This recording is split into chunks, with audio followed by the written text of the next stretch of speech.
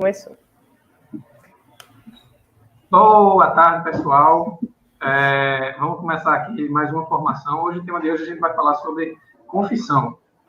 E a gente vai fazer primeiramente uma introduçãozinha aqui do que a gente vai falar, né? Então, a gente vai falar primeiramente sobre pecado, né? O que é o pecado, sobre o sacramento da confissão em si, como se confessar e quais as graças que a gente ganha através desse santo sacramento que é a confissão, né? Inicialmente, a gente vai querer abordar um pouquinho essa questão do sacramento, qual a importância do sacramento para a Igreja Católica, né? O que é um sacramento e qual a importância dele.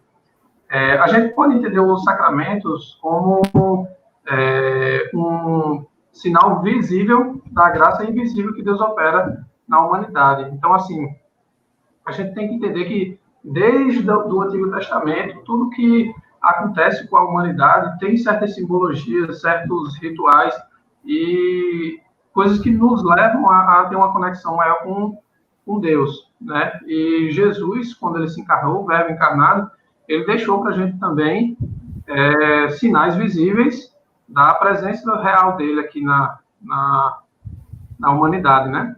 Isso, eu vou só fazer um negocinho, porque é justamente para mostrar esse cuidado de Deus, porque a gente, ser humano, é muito tátil. A gente precisa muito dessas realidades visíveis que a gente pode tocar, que a gente pode se aproximar. Só pela nossa imaginação, até quando você vai tentar imaginar uma coisa, é complicado você fechar os olhos e só ir, se concentrar e tudo. A gente sempre precisa dessas coisas mais palpáveis. E sabendo, como nosso Criador sabe de todas as coisas, ele já nos prepara. Ele tem um manualzinho de instrução da gente todo, sabe como a gente funciona, né? Exato. Verdade.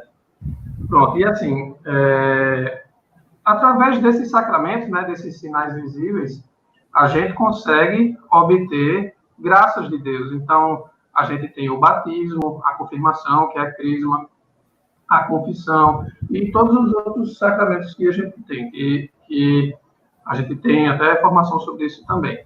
Mas a gente quer focar especificamente sobre o sacramento da confissão hoje, né, que, na verdade, é conhecido também como sacramento da reconciliação, e vários outros nomes. A grande importância desse sacramento é porque a gente, através dele, a gente consegue a graça de renovar o nosso estado de, digamos assim, de pureza diante de Deus. Então, não tem como a gente se apresentar diante de Deus de maneira nenhuma por nós mesmos, né? A gente só consegue se apresentar diante de Deus a gente estando totalmente limpo e puro através da intercessão de Jesus mesmo. Ele, como Deus encarnado, ele veio ao mundo e nos salvou através do seu santo sacrifício. Mas a gente, como a gente é muito teimoso e rebelde, a gente não consegue se permanecer no estado de graça permanentemente. Isso é fato. O cara que disser que depois que recebeu o batismo, mesmo, digamos, depois de velho, recebeu o batismo e nunca mais peca, isso aí é impossível. A própria palavra de Deus vem dizer que o justo peca pelo menos 7 vezes ao dia, né? O justo é um santo. Então, se um santo peca 7 vezes ao dia, imagina a gente, que está toda hora ali só partindo para o caminho da besteira. É verdade. E a gente simplesmente vai banalizar o sacrifício de Jesus e dizer assim, Jesus já me salvou, eu não preciso mais me preocupar com isso, então acabou-se, né? Assim era muito fácil, né? Era muito bom. Jesus já fez o trabalho dele lá, agora eu posso viver na bagaceira. Exatamente, agora eu faço o que eu quero e tchau e benção. Então, isso não existe, né? E a igreja, na sua imensa sabedoria, não inspirada por ela, nem por nenhum padre, nem papa, nem nada, mas inspirada exclusivamente pelo Espírito Santo, nos trouxe aí o sacramento da confissão, que é a absolvição que o padre nos dá quando a gente vai lá nele e confessa tudo aquilo que a gente fez contra Deus, né? E ele vai dar a absolvição lá dos pecados da gente através da imposição de mãos, que é uma simbologia também, e nos perdoa em persona Cristo. Ele está lá não como padre quando ele está dando a absolvição, porque o padre em si ele não tem esse poder e não tem autoridade nenhuma para fazer, a não ser em Cristo, entendeu? Então é muito importante a gente ter isso em mente, que não é o padre, a pessoa do padre que está ali dando perdão, Ele está ali como representante de Cristo na Terra, naquele momento, para dar o perdão para a gente. Exatamente. Tem até muitas ilustrações. Eu já vi nessas coisas, post de Instagram mesmo, que aí mostra, né, a figura do padre, mas como se fosse acima dele Jesus impondo mesmo a mão na pessoa. Exato, porque para que a gente consiga se recordar de que ali, de fato, é a pessoa de Cristo quem está lhe ouvindo e lhe dando a absolvição. Isso. Uma coisa interessante que eu estava estudando aqui é em relação à questão da hierarquia. A igreja, desde os seus primórdios, lá em Jesus mesmo, quando ele funda a igreja dele, primeiramente ele escolhe 12 apóstolos. Fora os apóstolos, tem os discípulos. E ainda fora os discípulos, tem os gentios e o pessoal lá que escolhe seguir Jesus, né?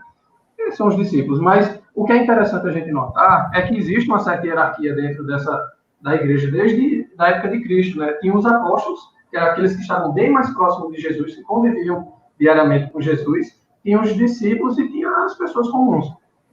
Os convertidos. Os convertidos. E foi justamente para os apóstolos que Jesus deu a eles a autoridade de perdoar os pecados, né? Eu só me esqueci agora a passagem que ele fala isso, filho. Me ajuda aí. Se eu não me engano, é em João. Não estou recordando aqui. Que cada um tem a sua função e tudo mais, né? Pronto. Em relação a essa questão da hierarquia, eu trouxe algumas passagens aqui que dá para a gente saber bem direitinho.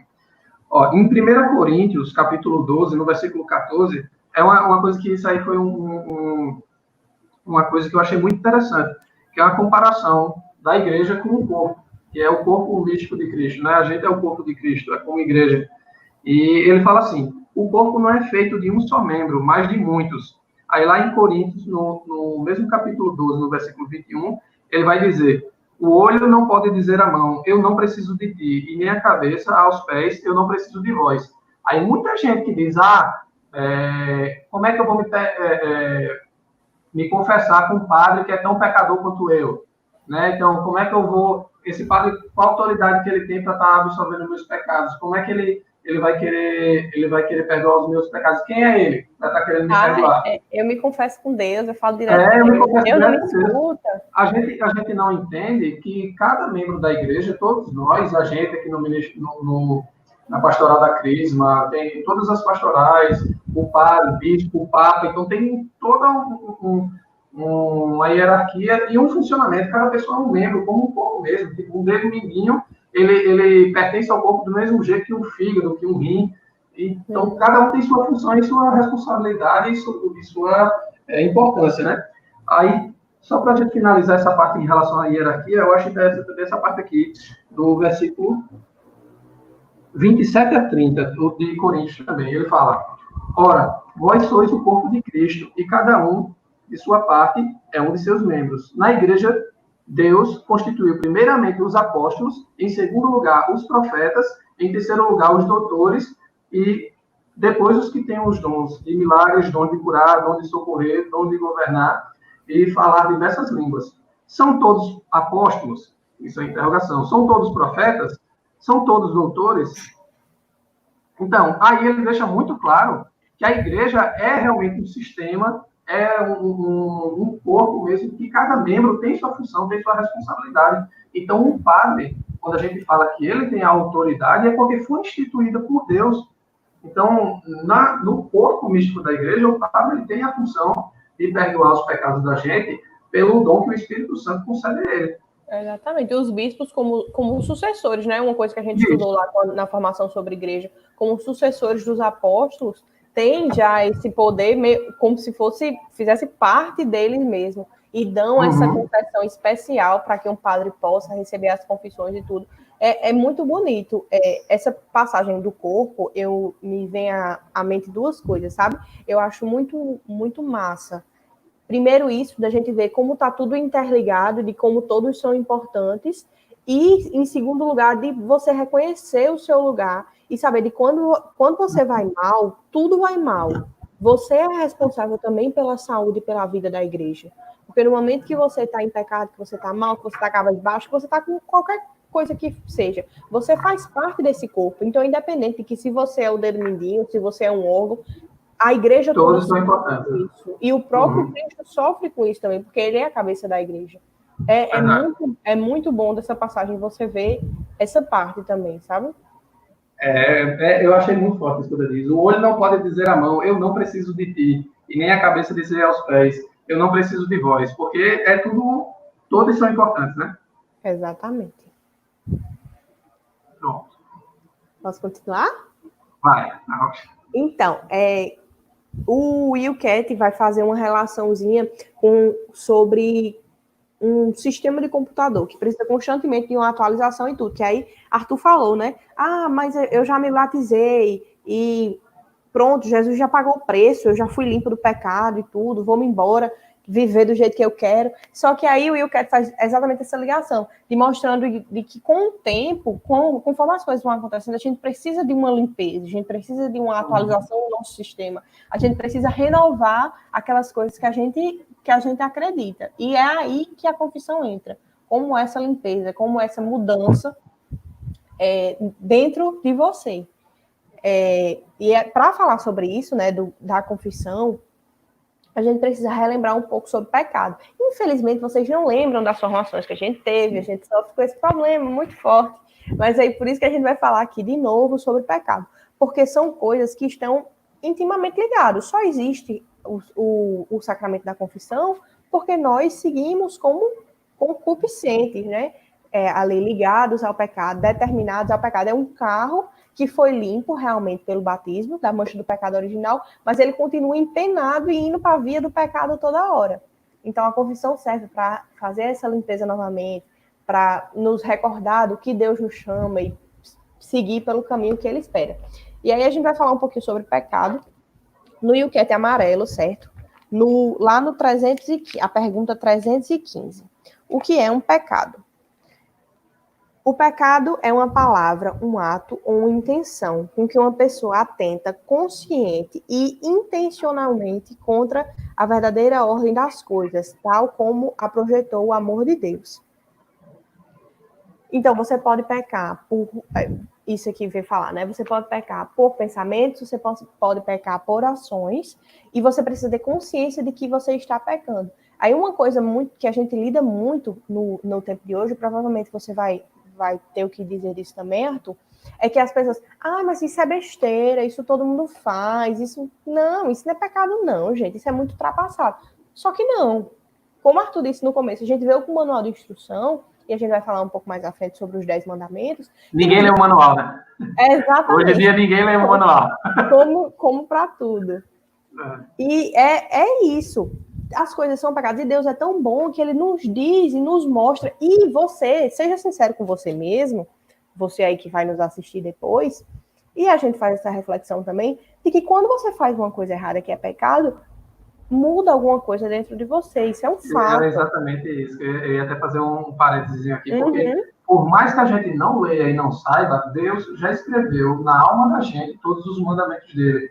Então, a gente sabe quando a gente está fazendo alguma coisa errada, desperta algum negócio na gente e a gente, eita, isso aqui não é legal. Mas a gente, do jeito que a gente é atrevido e rebelde, a gente dá uma de doido e vai lá e comete o pecado do mesmo jeito. Que é o pior, que é o assentimento. Você está assentindo ali, você está confirmando que você quer fazer aquela coisa errada mesmo, sentindo que é errado. Entendeu? Então, foi só esse parênteses aí. Exatamente. E aí é um negócio que o Will Cat fala também, né, nessa formação sobre confissão, de que as coisas começam com maus hábitos, coisas que a gente vai, fiz isso aqui, mas é besteira, fiz isso aqui, mas é besteira, e aí você aquilo vai, não, isso aqui eu ainda posso superar, eu ainda posso mudar. Só que você não vai em busca da graça de Deus, você acha que pela sua própria força você vai conseguir mudar alguma coisa. E aí você cai 50 milhões de vezes, se depara com que você não pode mais mudar, e aí chega o ponto final, que é a pior parte. Eu sou assim mesmo, eu só faço besteira, vou deixar pra lá mesmo, Deus não é pra mim não, vou viver minha vida e tchau. Que é a pior parte de todas, que é quando você desiste e se entrega, porque a verdade é essa, você se entregou. Na verdade, isso é um pouco de arrogância da parte da gente, né? Achar que Deus que nos criou e nos dá a opção, a possibilidade de a gente se reconciliar com Ele, a gente simplesmente diz, eu não vou ter jeito mais não, você está dizendo, Deus não tem poder nenhum sobre mim, Deus não tem poder nenhum de fazer nada para mudar, mas quando na verdade você está sendo hipócrita e está simplesmente tendo preguiça de querer buscar e de querer tentar mudar, porque não é simples. Se você pensar que eu vou pecar hoje, aí me confesso, aí caio de novo, pecar de novo e confesso de novo, você está pensando que você vai se confessar uma vez e vai estar livre daquilo? Não. É uma caminhada, é uma jornada que a gente vai estar brigando todo santo dia, do momento que a gente acorda ao momento que a gente vai dormir, é uma batalha constante contra essa inclinação que o pecado nos leva, né? A confissão é o primeiro passo, a batalha vem todo depois, né? A gente vai ver isso, porque só a graça de Deus age, a graça santificante está presente na confissão, mas se você não quiser, se você não lutar, meu amigo, se você não fugir das ocasiões, tudo isso vai acontecer do mesmo jeito. Não adianta de nada, né? Exatamente. Isso até vem, Lili, da liberdade de filhos de Deus que Deus nos deu, que se ele quisesse fazer a gente simplesmente como vassalos dele, digamos assim, e a gente, por vontade dele, você não peca mais. Então, que liberdade seria essa? Exatamente. A nossa liberdade é justamente a gente poder escolher a Deus. E você fazendo a escolha de seguir a Deus, é justamente a escolha de você negar a sua própria inclinação e abraçar verdadeiramente a humanidade que está em Cristo, que é Jesus. Entendeu? Então, a humanidade perfeita, Deus é 100% homem, 100% Deus. E ele nos chama a ser também 100% homens. A gente só pode ser 100% homens quando a gente se iguala a Cristo. Entendeu? Como é que a gente se iguala a Cristo? É a gente negando a nós mesmos, a gente deixando de lado toda a concupiscência, toda a inclinação, toda aquela vontade de fazer as coisas erradas e simplesmente escolhendo, não é imposto, a gente escolhe deixar de fazer aquilo que a gente quer, que a gente acha que é correto, para fazer aquilo que Deus nos chama a fazer. Né? Colocando Deus no lugar feito para ele. E uma coisa que você falou aí antes, que justamente você, no seu egoísmo e tal, você Deus não vai me ajudar, não, eu sou assim mesmo, vou seguir. E é mais uma forma de você se tornar Deus na sua vida. Porque primeiro, você se encontrou naquela situação de dizer o que é certo e errado. E aí você já está tentando ser Deus, porque não é você quem define. E segundo, você está tentando ser Deus mais uma vez isso, determinando onde a graça de Deus pode agir, determinando para se entregar ou para seguir, tudo isso. É muita... É se achar demais, meu amigo. Pois é até interessante que eu acho muito legal, porque Jesus ele é muito pedagógico, né? E ele ensina a gente todos os caminhos e explica de novo e fala. E nessa questão da misericórdia dele é muito interessante a passagem sobre o filho pródigo, né? Que mostra exatamente esse ponto da misericórdia de Deus. Que ele nos dá, ele é o pai, né? Que tem o filho lá e o filho lá muito rebelde, querendo se achar o bonzão. Pai, me dá aí a parte que me cabe da herança, que eu vou ali aproveitar. Vou aproveitar, que eu sei o que eu faço. O senhor não sabe o que é aproveitar a vida, não. Eu vou fazer as coisas do meu jeito e vamos embora. Aí vai lá toma pega, gasta tudo o que pode e o que não pode. Quando se vê sozinho. Se vê sozinho lá no chiqueiro lá, o pessoal humilhando ele sendo humilhado, e ele se toca de que os empregados na casa do pai dele comiam melhor do que ele estava comendo lá. Aí ele se toca, dá o estralo nele, diz, vou voltar para o meu pai. Esse estralo que ele tem e o fato dele se levantar e decidir voltar é justamente o ponto onde a gente se toca do pecado que a gente está cometendo e decide voltar para Deus, certo? Só que quando a gente decide voltar para Deus, a gente precisa se apresentar diante dele de uma maneira limpa, que é através da confissão, tá? E quando a gente faz isso, essa atitude da gente se levantar e se dirigir a Deus, qual é a graça que a gente recebe? A graça que o pai, lá na passagem do filho pródigo, faz. Ele está lá esperando, sabendo que o filho dele vai voltar, e ao invés de ele reclamar com o filho, ele está lá de braços abertos para receber ele. Entendeu? Então isso é muito lindo, é uma coisa muito, muito bonita da gente imaginar a misericórdia de Deus, né?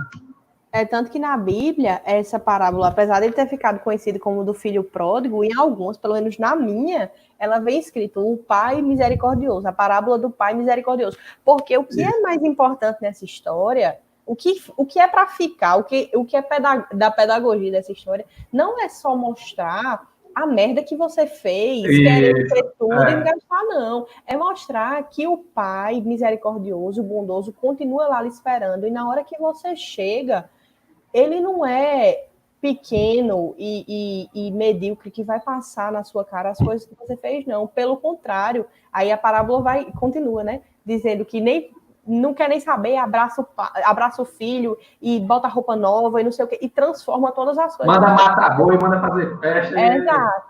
Porque é o primeiro sinal de que o filho quis voltar e o filho humilhado e arrasado por tudo que tinha feito, quis voltar como escravo, mas é o primeiro sinal de arrependimento. A graça de Deus é tão forte e ele espera tanto amor por nós que ele faz a festa e abraça e muda tudo e dá anel e bota sandália, coisas absurdas. E ainda existe o outro lado, né, que é o do outro irmão que fica com raiva. Ó, eu faço tudo que é da tua vontade, pai, tô sempre por aqui e o senhor nunca faz nada por mim.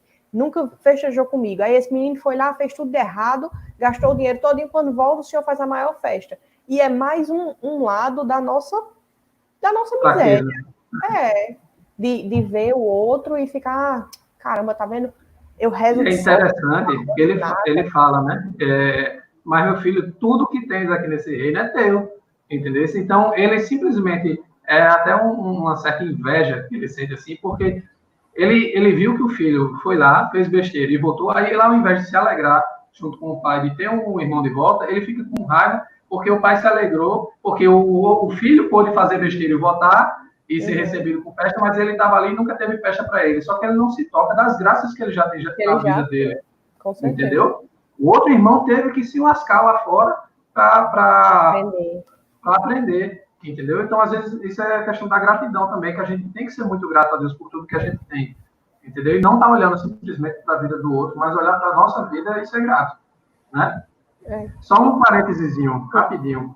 De uma coisa que eu acho muito interessante a respeito disso é a questão da coragem de você se levantar, se reconhecer pecador e ir para um padre se confessar. Por quê? Eu não sei quem foi que disse, mas eu acho isso muito interessante, porque alguém disse assim, o diabo, na hora de você pecar, ele tira toda a sua vergonha. Mas na hora de confessar, ele bota de volta lá e você dá a bexiga não tem coragem de se confessar.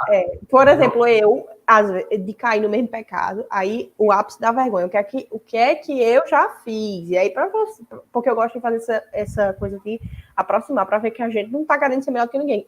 Ficar trocando de padre. Porque eu ia confessar o mesmo pecado.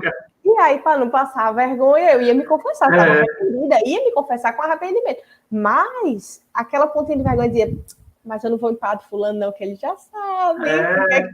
Dizer. Ele vai pensar, tá danado de novo, menino.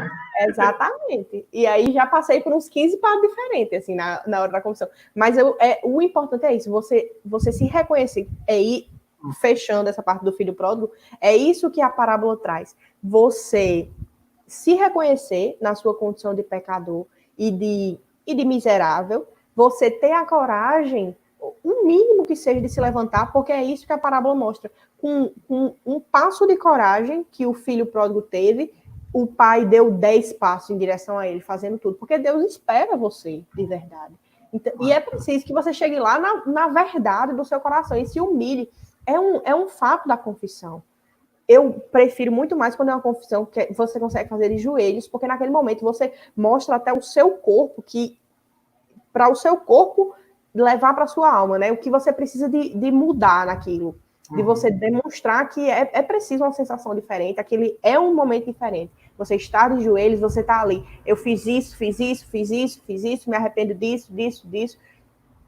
É uma coisa muito importante você se reconhecer nessa sua condição, você falar tudo e você só partir para o abraço agora. Abrir o coração que Deus já estava esperando há muito tempo. Há muito tempo.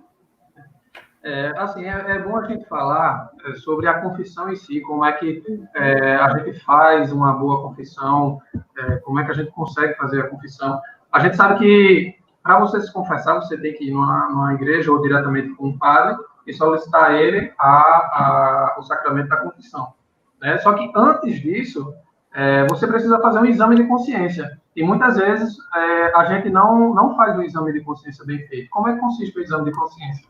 É você sentar, rezar, pedir ao Espírito Santo que ele ilumine sua mente para você se recordar de tudo aquilo que você fez que magoou o coração de Deus. Então, a gente tem os 10 mandamentos que servem para nortear a gente, mas tem coisas que vão além dos 10 mandamentos. Até Jesus mesmo veio para complementar os 10 mandamentos, quando ele fala lá do adultério, né, que não cometerás adultério, porém bugio, aquele que olhar para uma mulher com desejo já pecou em seu coração. Então, a gente tem que realmente ser humilde e fazer um exame de consciência bem feito. Eu, particularmente, uso o aplicativozinho do Pocket Texto. Aí ele tem lá exame de consciência, aí tem o pequeno e o completo. Geralmente eu faço completo, porque ele lembra a gente de muita coisa. Muita coisa, que às vezes passa batido. Que na sua cabeça é besteira. Peraí. Carro louco aqui. Agora, coisa que no dia a dia, às vezes você é grosseiro com alguém e, tipo, você esquece. No exame de consciência é aquele momento que você tem que parar e relembrar essas coisas, né? Isso. Então, eu particularmente uso o aplicativozinho do Pocket Texto e lá ele tem essa parte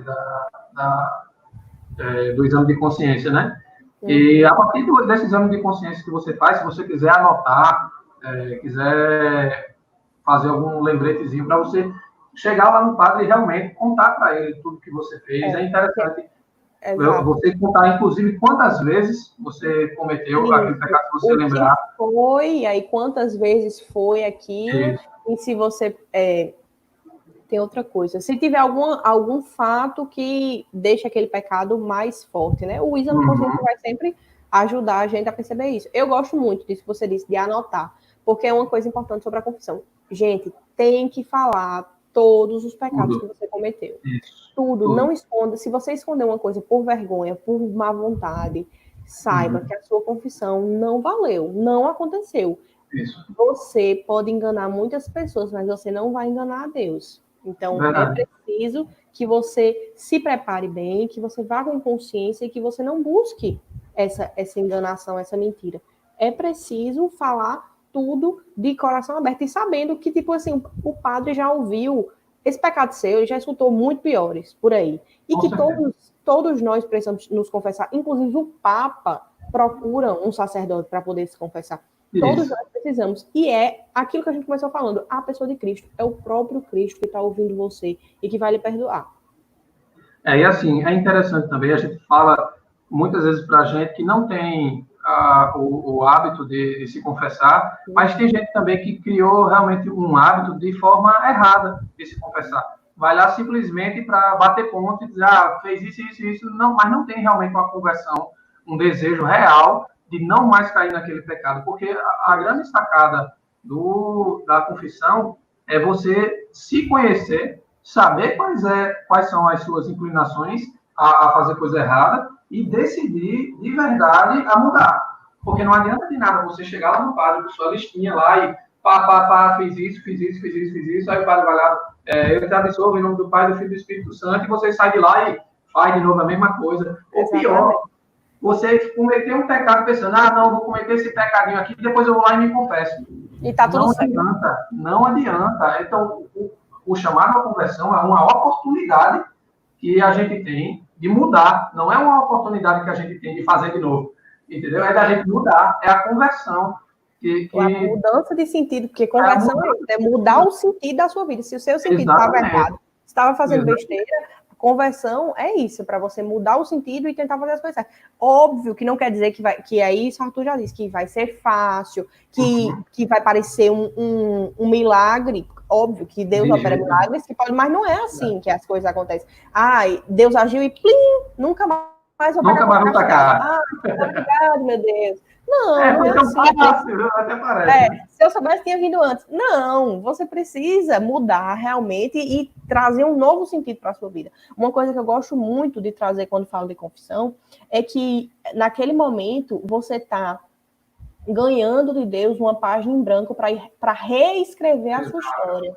E aí depende de você o que é que você vai escrever ali. Se você vai querer escrever exatamente as mesmas palavras que estavam, ou se você vai assumir esse compromisso da mudança de vida e tentar fazer o novo. E aí você provavelmente vai cair novamente em alguma coisa ou outra. O ideal é que não seja no mesmo pecado. Que você aprenda como lutar contra aquele pecado. Seja consciente, seja racional. Eu geralmente peco contra o mandamento do não honrar pai e mãe. Eu, às vezes, perco a cabeça, xingo minha mãe, não sei o quê. E é muito fácil de pegar nisso, né? Aí você faz, poxa, o que é que eu posso fazer para não fazer isso? Para não cair nesse pecado? Não, quando minha mãe começar a falar, eu vou dizer, olha, mãe, eu vou sair de perto, porque senão eu vou falar besteira com a senhora, eu não quero, não. Pronto. Entendeu? É você buscar na sua vida o que é que você vai fazer para não cair naquele pecado de novo. E não achar que Deus vai agir e vai salvar você sozinho. Não, é decisão. E é escolha, é liberdade. Você tem liberdade, meu amigo. Você já sabe o que é certo e o que é errado. E assim, é bom frisar muito, porque a gente fala muito da gente porque é o que está mais próximo, mas eu, particularmente, eu tenho muitas inclinações a fazer certos pecados, a cometer certas coisas, uma ira ou alguma outra coisa assim, e é muito fácil você desistir. Você dizer, não adianta não, já me confessei, faz 2 anos que eu me confesso da mesma coisa, não mudei. Rapaz, não é fácil, é decisão. Você tem que estar com isso muito bem definido na sua mente, você tem que olhar, meu plano é o céu, então se eu quero ir para lá, eu vou do jeito que eu tiver, eu sei que Deus vai estar comigo, Ele vai me conceder os dons do Espírito Santo, se eu buscar verdadeiramente o coração, eu vou conseguir chegar lá. O importante é não desistir. Eu sou muito ruim eu lembro das coisas, mas eu não lembro quem foi que disse, mas tem outro santo que diz que para você se tornar santo, é alguma coisa assim, não é você não pecar, é você não desistir. Então, é alguma coisa assim. O Papa João Paulo II, né, Santo Papa João Paulo II, ele fala, santo é o pecador que nunca desiste. Nunca desiste, exatamente. Na batalha. Está na perseverança, está lutando, está batalhando, porque quem batalha de verdade, de coração, Deus honra. Ele vai olhar para o seu esforço. E muitas vezes, quanto maior a aprovação, maior é a graça. Porque se a gente realmente tem uma aprovação muito grande na vida da gente, que seja um pecado, entendeu? E a gente consegue realmente bater de frente com ele, decidir, às vezes dói muito na carne, realmente é uma coisa muito difícil. Não adianta você querer romantizar e dizer, beleza, eu vou me confessar e nunca mais eu pego. Não é. Você tem que ter a certeza na sua mente que é uma conversão. E conversão é você sair da sua zona de conforto. É você mudar realmente, você tem que parar e ter maturidade para observar aquilo que você está fazendo, que está lhe levando a cometer o pecado. E dizer, não, o caminho não é mais esse. Isso, exatamente. Essa atitude vai doer, vai me machucar. É ruim deixar certas coisas, é um fato. Mas se eu sei que eu preciso daquilo, eu vou fazer.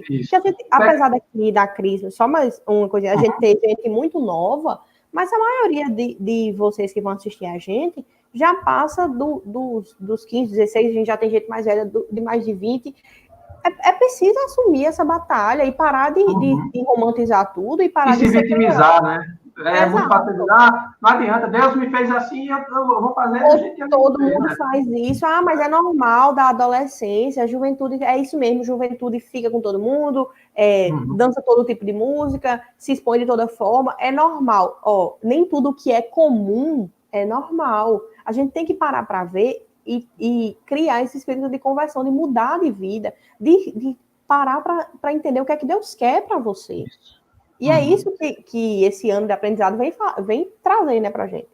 E para isso que a gente também tem os santos, né, que a gente sabe que sinais visíveis da presença de Deus também na nossa vida é a vida dos santos. Então, se a gente quer realmente ter uma conversão, a gente não tem parâmetro, se você se decidiu, eu quero ir para o céu, eu quero ser realmente filho de Deus.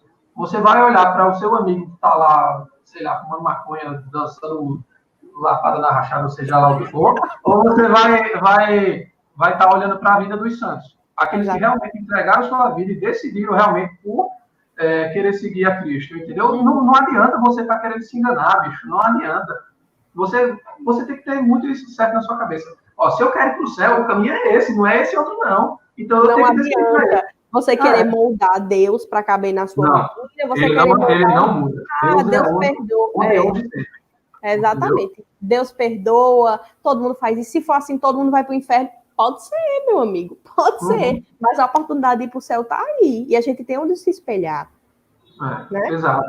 Deus, ele levanta os santos nos momentos que a humanidade mais precisa, né? A gente já vê muito isso. Então, quando existem certas coisas que estão abalando a fé da igreja e a fé dos cristãos, Deus levanta os santos justamente para mostrar a eles qual é o caminho. Quando eles estão se desviando, ele diz, pessoal, não é por aí, é por aqui.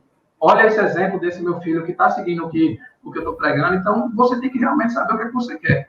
Se você quer ir para o céu, não existe outro caminho. Só existe um caminho e é Jesus. Acabou. Exatamente. Entendeu? E a gente, você que está aí assistindo pode achar que a gente está viajando muito, que a gente veio aqui para falar de confissão e aí está falando de pecado e de mudança de vida e tudo. Mas é porque a confissão é esse caminho da mudança de vida e que vem por conta do pecado que a gente comete. Então, é preciso compreender esse lugar do pecado, o que é que o pecado faz com a gente. Pesquise, uma coisa que eu digo sempre, seja curioso, vá atrás. Tem um monte de pregação, de formação. Tem vários padres legais que falam muito sobre isso, tem comunidade, tem muita coisa. Compreenda o que é que o pecado faz em você, pare de acreditar que a eternidade é uma mentira, porque todas as vezes que você vive só o hoje, que você faz só o que você quer, é isso que está gravado no seu coração, de que a eternidade é uma mentira, que nem o céu existe, que é só isso e agora, e que o inferno também não existe, que ninguém vai para lá. Então, só para retomar sobre confissão, propriamente, o que é que você precisa? Fazer um bom exame de consciência, saber tudo que você já fez e ir ali anotando, para na hora você falar, você rezar em cima daquilo para que você se arrependa. E aí existem 2 tipos de arrependimento. Você pode se arrepender porque você tem medo de ir para o inferno pelo que você fez e tudo mais. Você pode se arrepender, que aí é a contrição perfeita, né? O arrependimento perfeito. Porque você sabe que com aquilo que você fez, você ofendeu a Deus. E isso é uma coisa muito, muito legal, assim, que ajuda bastante a você tentar não pecar mais, que é você saber que aquilo que você faz agride diretamente a Deus. Quando a gente assistiu o filme da Paixão de Cristo, são muito fortes aquelas cenas, né? De que Jesus é chicoteado, não sei o quê. Saiba, pense no seu pecado agora, naquele seu pecado que você sempre comete, que você acha que é uma besteira. Uma daquelas chicotadas foi justamente por esse seu pecado. E mesmo assim, Deus é tão bom que ele deixa o sacramento da confissão para que você consiga renovar a sua vida e a sua fé e tomar um rumo diferente. Outra coisa muito massa sobre confissão que eu já ouvi é que é muito mais difícil para a gente. Deus é tão bom com a Santa Igreja Católica que é mais uma coisa, é mais difícil para a gente retornar ao mesmo pecado, apesar da gente retornar bastante, mas é porque justamente isso. No momento que a gente peca, a gente tem que tomar consciência daquilo, tem que se arrepender. Fica morrendo de medo. Agora é um período muito difícil que a gente está sem ter como se confessar e quem conhece o sacramento tá com medo de morrer gigante. Eu não tenho nem medo de morrer de coronavírus só porque morrer não. É porque se morrer sem confessar, bebê, o negócio é ruim. Tá feio. E aí você tem que ter o arrependimento, você tem que fazer seu exame de consciência, você tem que sair de casa, procurar um padre, chegar lá, se humilhar, porque você vai ter que dizer todas as coisas erradas que você fez e na frente dele, e aí ele vai lhe absolver e você vai retomar. Então, antes de pecar novamente, o ideal, e é mais um propósito do sacramento, é que você repense. Caramba, eu vou fazer isso tudo, eu vou ter que me humilhar de novo na frente do sacerdote, não sei o quê.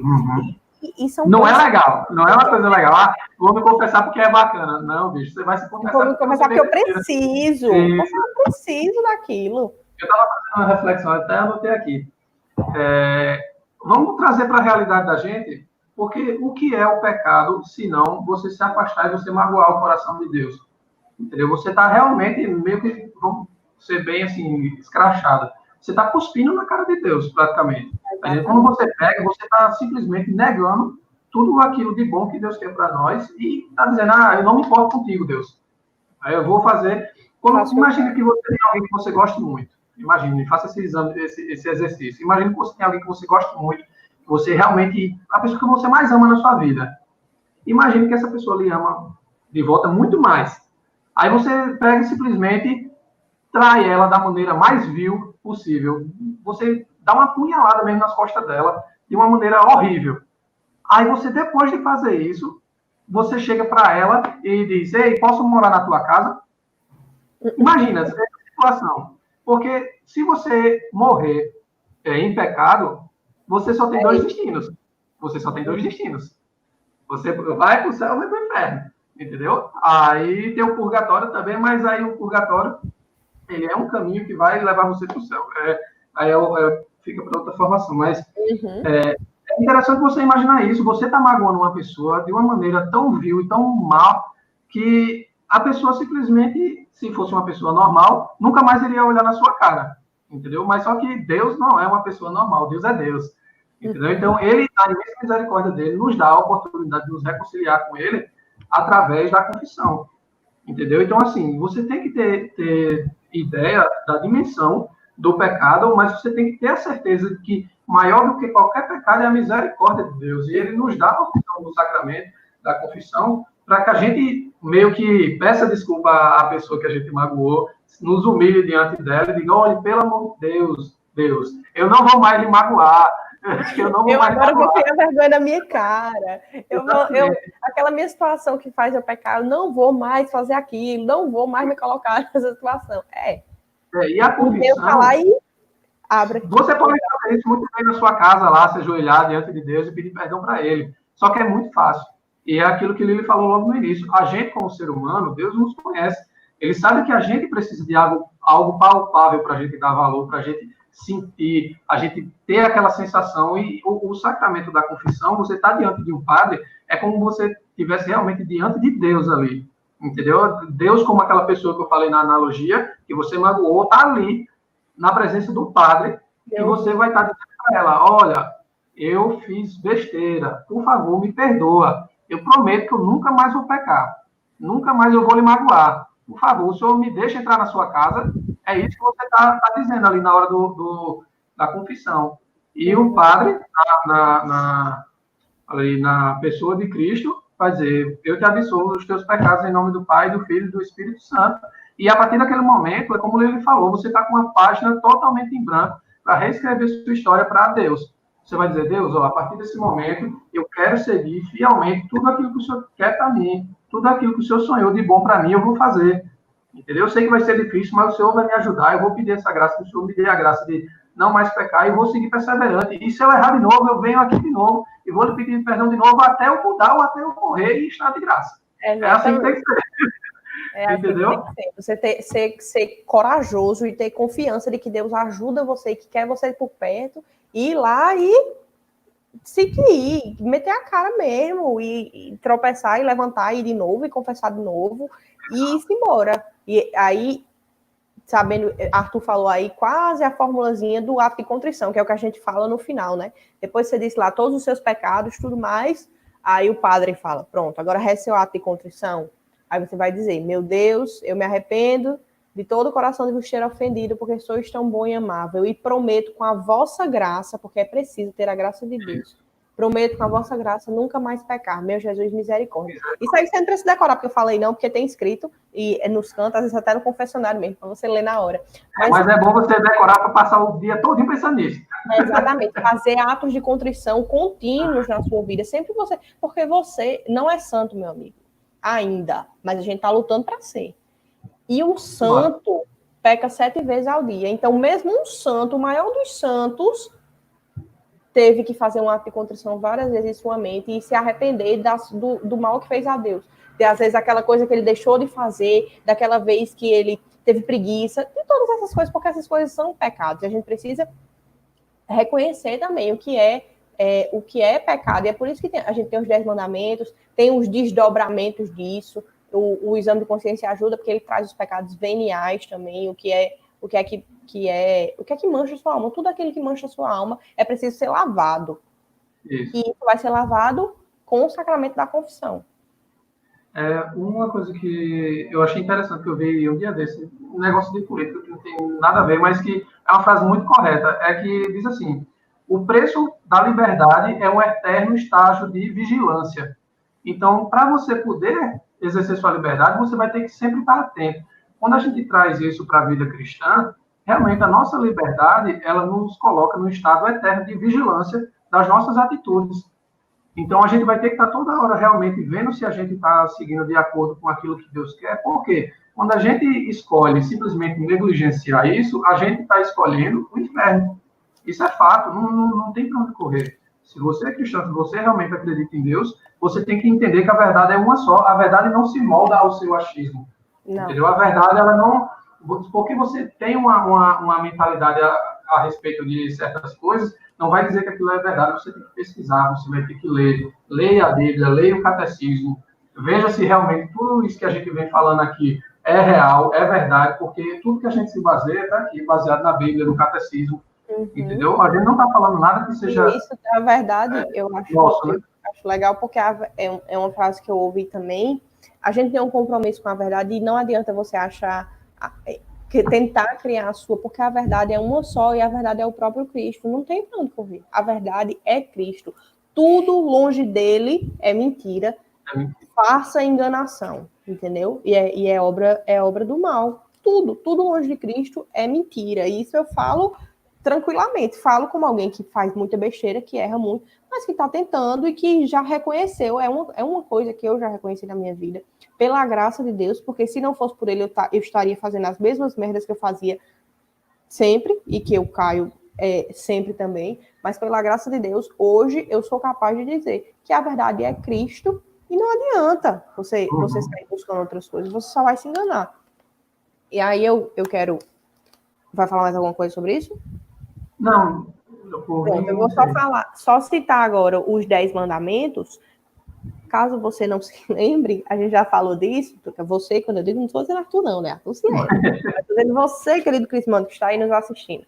E para que você se toque de quais são os 10 mandamentos, que aí são os pecados mortais, né? As coisas que impedem você de comungar, são as coisas que tiram a sua amizade com Deus. É como se você tivesse um elo do seu coração ao coração de Deus. No momento que você comete um pecado mortal, esse elo é quebrado. Você, isso que eu vou dizer agora é muito forte, você é inimigo de Deus. Na sua alma, você não enxerga, mas na sua alma tem uma marca tão forte de inimizade. No momento que você comete e que você permanece no pecado mortal, você é inimigo de Deus.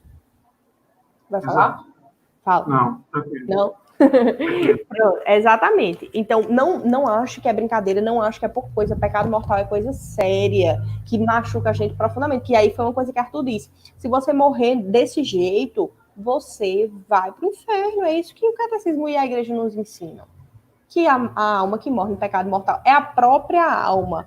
Quem olha para Deus e diz: eu não sou sua amiga, e vai embora. Eu não quero entrar no céu, porque a sua alma está marcada... É você negar, né? A sua alma está marcada de uma forma tão grave, tão suja, que é você mesmo que não quer entrar no céu.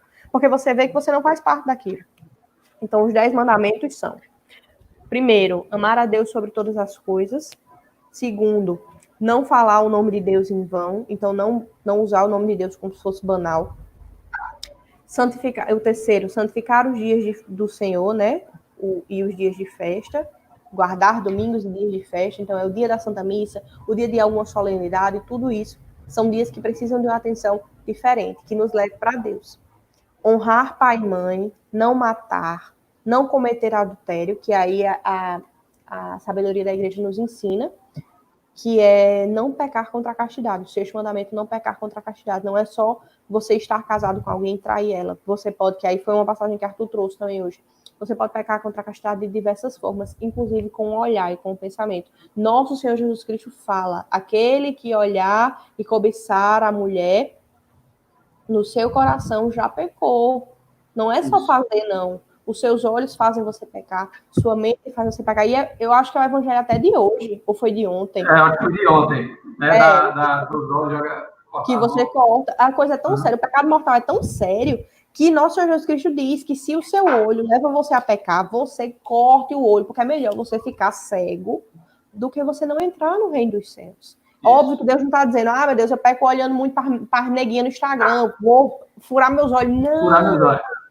Não, mas que você prefira mortificar isso de você olhar da sua visão e entender que é bonito olhar para alguma coisa, ou é massa, ou lhe satisfaz, mas é muito mais importante entrar no reino do céu. Então, retire essa coisa da sua vida. Se você pega, aí diz, a passagem começa, né? Se é sua mão, não sei o quê, é melhor que você corte a sua mão. Isso é melhor você entrar sem uma mão no reino do céu do que ser jogado inteiro no inferno. Exatamente. Isso ele fala muito claro. Verdadeiro. Pois é. E aí... aquela história, rapidinho, só para deixar isso bem amarradinho. Jesus, ele é a verdade. Então, se você escolhe seguir a Jesus, você tem que escutar o que ele fala e não contorcer ou distorcer para se encaixar naquilo que você pensa. O que ele falou é verdade.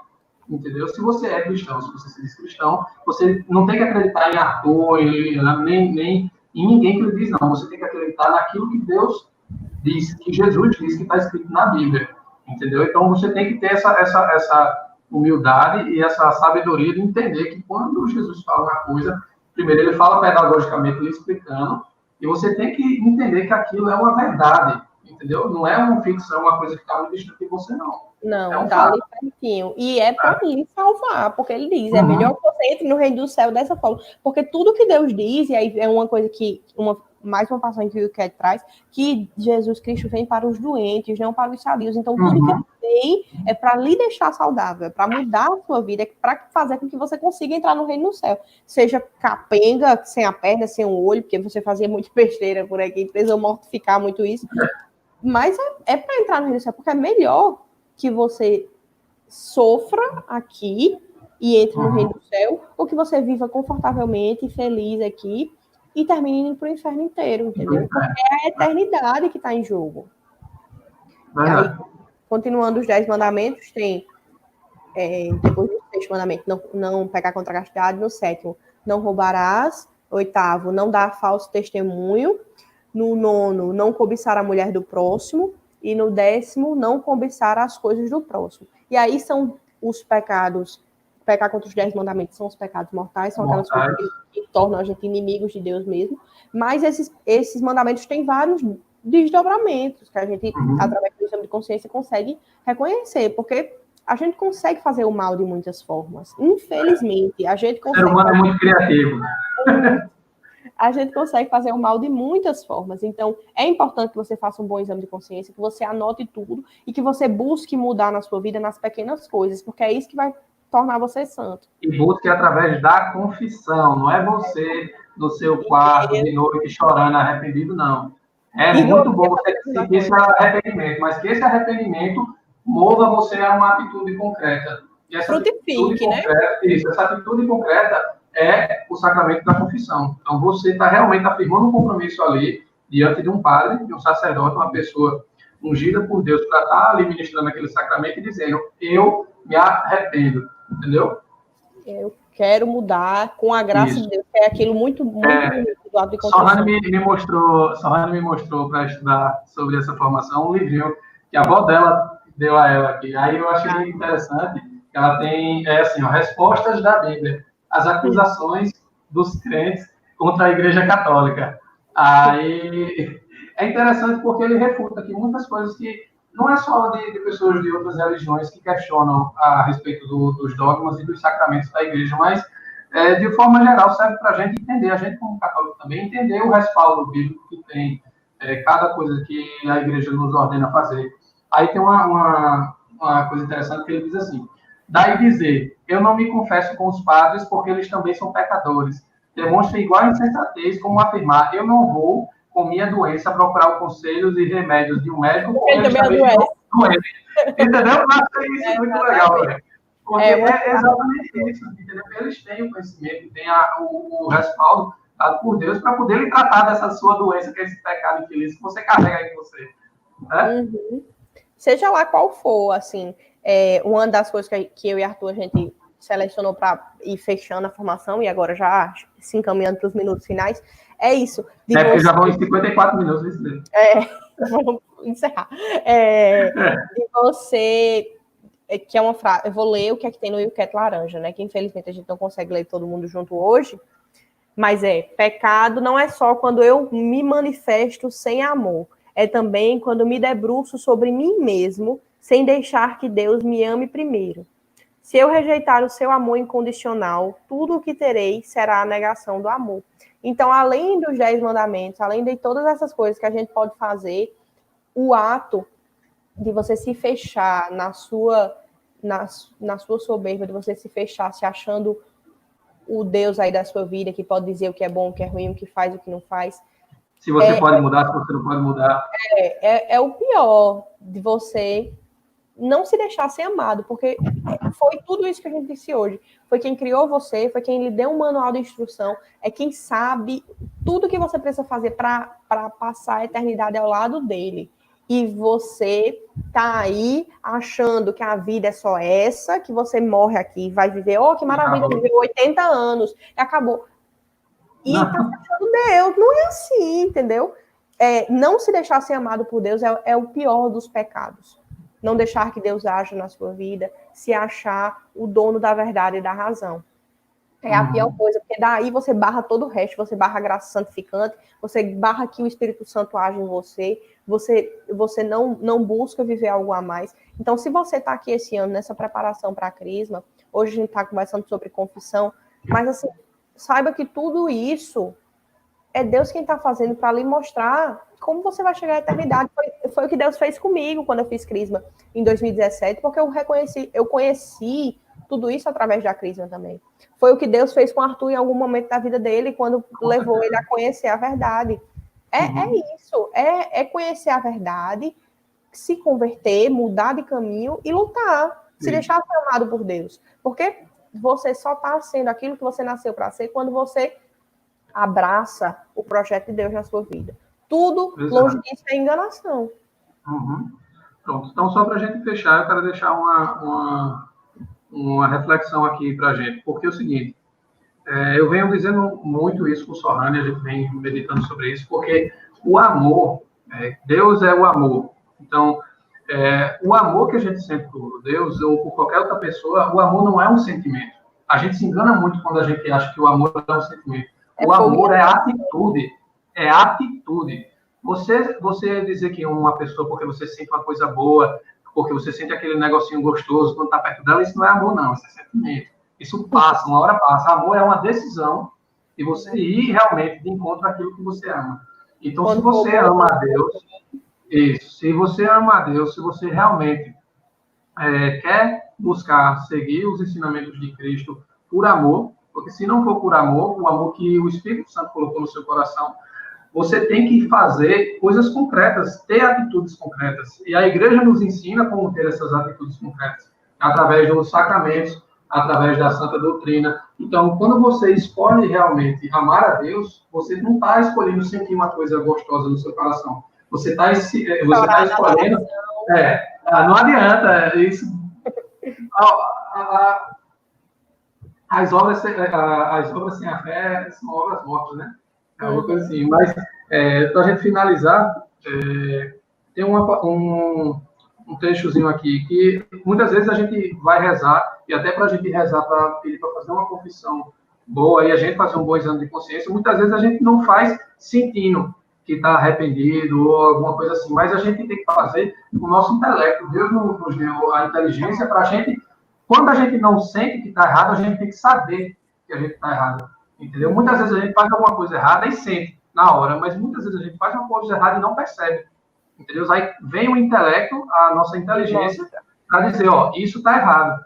E muitas vezes a gente vai rezar, eu achei interessante que no item 508 do Catecismo do YouCat Amarelo, ele fala sobre a oração. O que significa não sentir nada na oração ou até sentir uma aversão à oração.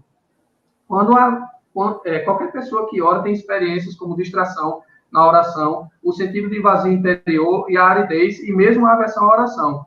Perseverar na fidelidade, ou seja, você decidir permanecer em Cristo e permanecer seguindo aquilo que Ele quer, mesmo que você caia, confesse e caia, e confesse e caia, e você já não tem mais aquela vontade e vai dizer desisto de tudo, Se você decidir por perseverar, porque o amor é uma decisão, então a partir daí você já está em comunhão com Deus. Entendeu? Então é uma atitude. Então vamos se confessar.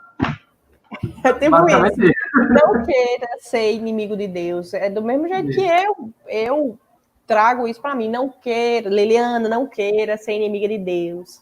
Queira viver no amor e na amizade, porque não existe nada mais importante do que isso.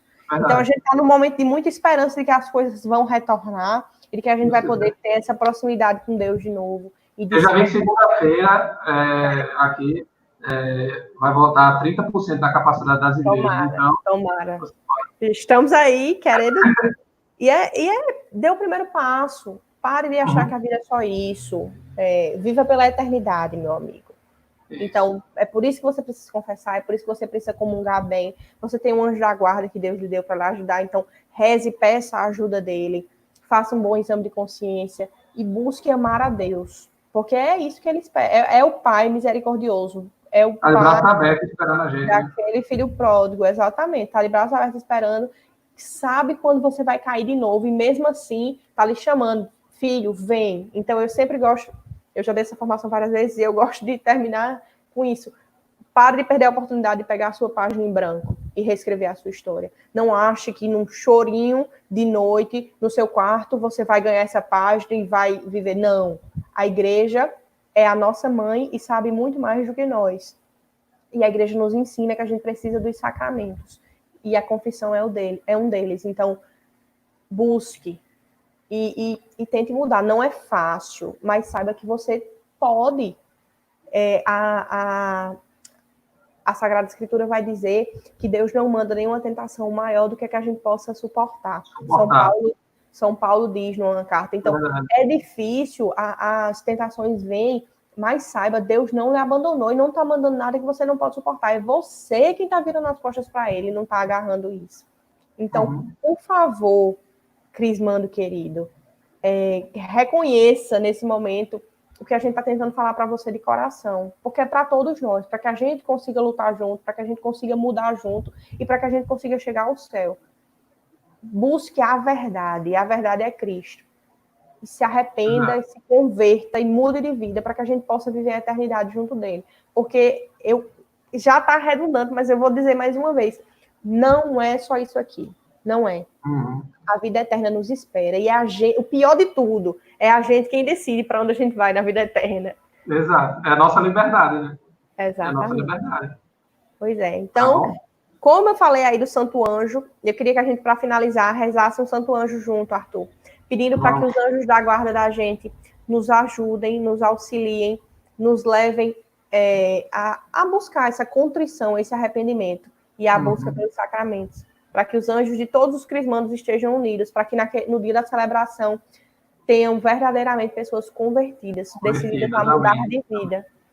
Então, Santo Anjo do Senhor, meu zeloso guardador, se a ti me confiou a piedade divina, sempre me rege, me guarde, me governe, me ilumine. Amém. Foi massa, vai contigo, boizão, no Pai, do Filho e do Espírito Santo. Amém. Foi massa demais. Que passou uma hora que eu nem vi. Tinha muita coisa ainda para falar, mas... Foi, mas é isso aí. A gente vai conversar mais. Valeu. Tchau. E aí, será que o Luiz